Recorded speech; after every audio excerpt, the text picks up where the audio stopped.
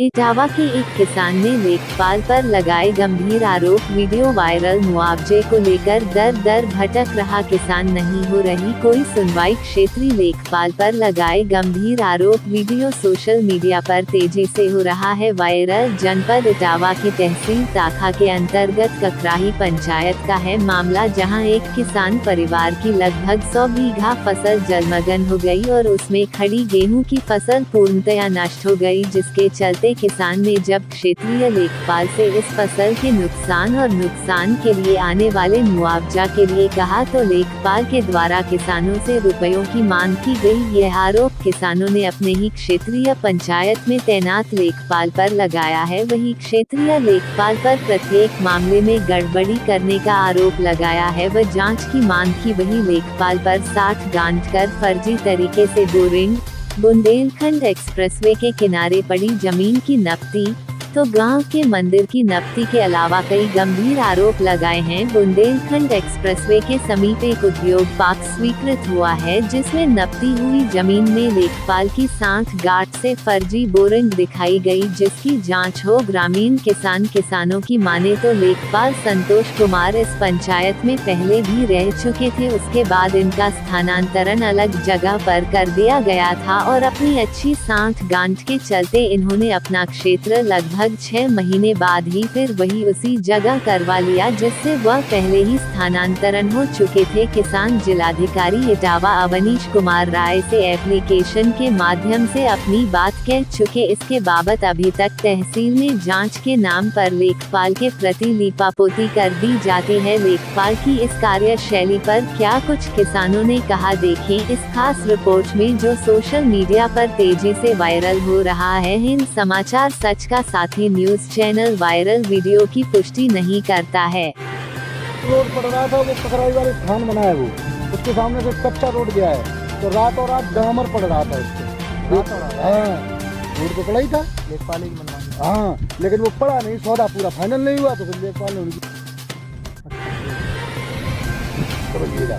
तो मेरा आपके माध्यम से इस बात को कहना कि उच्च स्तरीय शासन के ऊपर से जांच कराई जाए, नापा गया और देखा गया, और कहाँ बोरिंगे हैं इसमें। अच्छा, बोरिंगे भी फर्जी 5000 रुपए लेके तो किनको रखवा है कम ज्यादा। अब हम तो पढ़े नहीं, 1/4 को 3/5 को निकाल लें हम।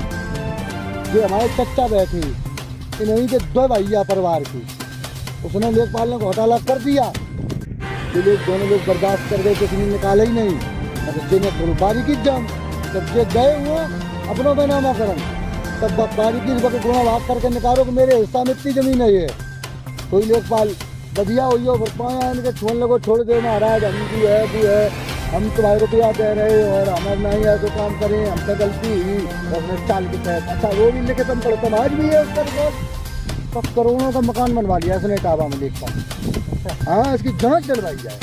करोड़ों का डेली 10-50 रुपये डेली पैदा करता है, और हमारे यहाँ अभी से दूर लगा 10,000 5,000 जब आता है लेके जाता है। दुर्गा हमारे यहाँ दलाल है, उसके दलाल। अब आज हम इतनी शिकायत कर रहे हैं, जब ये वायरल होगी देख लें लोग हमारे बारे में कितनी शिकायतें करें, हमारे बारे में कितनी शिकायतें करें, आप इसको देखिएगा। और ये लेखपाल कितनी हमारे गाँव में ऐसा अन्याय कर रहा है, ये लेखपाल अन्याय कर रहा है।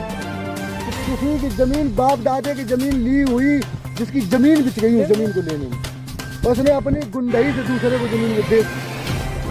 लेखपाल तहसीलदार हमने जब आरोप लगाया, हमने कहा एसडीओ को फोन किया, बोला तुम अपनी मर्जी से मनमानी से आरोप लगाते हो। लेखपाल तो बहुत अच्छा आदमी है। हाँ, तो अब बताओ किससे कहें जाके। क्या नाम है? देवेंद्र कुमार पांडे। हाँ, अच्छा, इनके खिलाफ अगर आप बोलते हैं ज़्यादा तो 55 फांस ब्राह्मण आदमी द्वारा थोड़ी बेइज्जती महसूस होता है तो दबाव मोड़ रहे हैं इनको। कोई आदमी बोलो चाहते तो शासन यहाँ का पूरा भ्रष्टाचार है, विद्वान सबके कोई साथ देने वाला नहीं। मगर हम ब्राह्मण रोते रहे, मैंने कहा कुछ खाने को नहीं, हम मर जाएंगे। तो घर में गेहूँ थे वो भी खेतों में डाल दिए, और गेहूँ की फसल भी चली गई, बताओ क्या खाएंगे।